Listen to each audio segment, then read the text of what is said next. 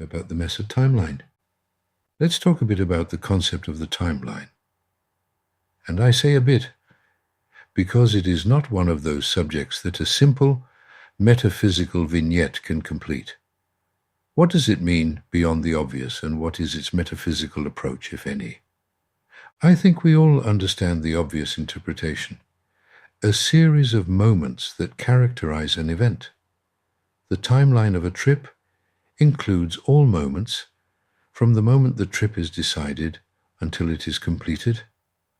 I think this is understandable. Each timeline, if it does not belong to a completed event, basically has two parts. The part from its beginning until now, and the second part from now until its completion. And this is where all beautiful things start. Its first part is specific, it is fixed and unchanging, but the second is a bunch of different scenarios, and therefore it is many timelines with unique events each time. There are likely to be some milestones that are common to several of the future developments in this timeline. If we take only the common points of all future moments and include them in our original timeline, then the second part gains a unique character. But this is only acceptable for analytical purposes, and life has never confirmed it. Something always happens, and the timeline changes character and destination. There is something that is interesting. If we admit that time is relative, and if there is a possibility to interfere with one of the milestones that have already happened in a timeline, don't we also then change its outcome? Note that the many ifs I mention are because the continuation has nothing to do with the timeline theory. For that to be done depends on the timeline. A timeline, for example, comprising emotional elements can be differentiated. Isn't that what psychologists do anyway? They change an emotional information of the past, and the person completely changes its behavior in the present.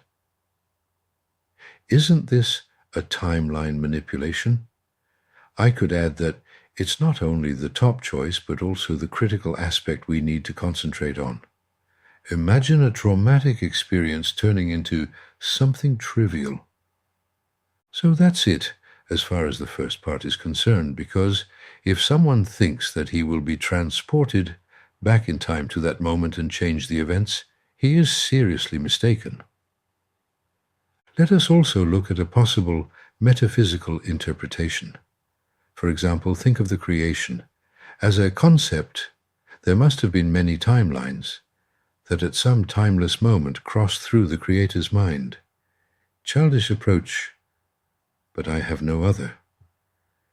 Who can claim that those different timelines of the creation do not operate independently of each other?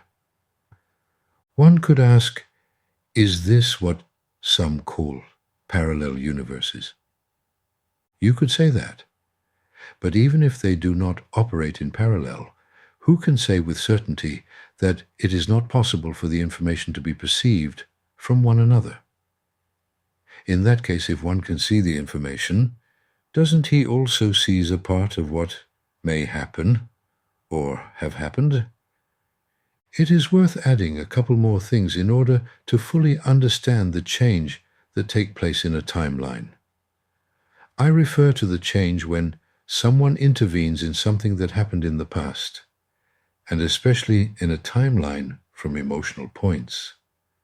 If you hear a noise and get scared, you go into a panic mode. However, if I tell you that what you heard was the anchor being tied by the boatswain, for example, automatically the event that is already in the past changes color, transforming your present as well. This is the simplest modification of a timeline, since we should not forget that every individual element also has a texture, a color, for example, that characterizes it. When and if you can change the color or better the quality of some moments, then the interpretation of the timeline itself also changes completely.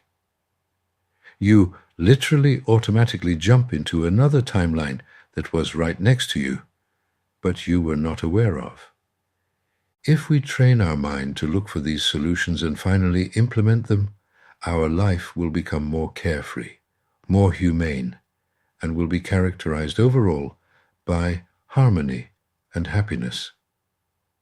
The question that remains is whether the events of the past can be changed. If you were in Crete, you cannot be in Athens. But imagine reliving the moment you were in Crete, being able to witness the emotional moments of another person in Rhodes, and being able to change the quality of the elements of their own timeline. This also can be done, but it is an act of magic. You never know. We may live now in such an act. Beware, spells and magic differ from other acts of magic. Acts of magic are a prayer, not every time. A wish, again, not every time. And unfortunately, a bad thought. Fortunately, under special circumstances. Anyway, this is another story. I'm sure there are a few who practice conscious acts of magic, and even fewer who struggle to correct the emotional timelines that weigh on their lives. If it is worth dealing with the idea of the timeline, beyond the fantastic fairy tales that increasingly fill our screens, it is to lighten the burden we carry. By relieving ourselves of some burdens, we live in a present more serene and literally more real. The act of clearing personal timelines is the best way to join the reality of now. And why not? It is the best preparation for completing our life's purpose.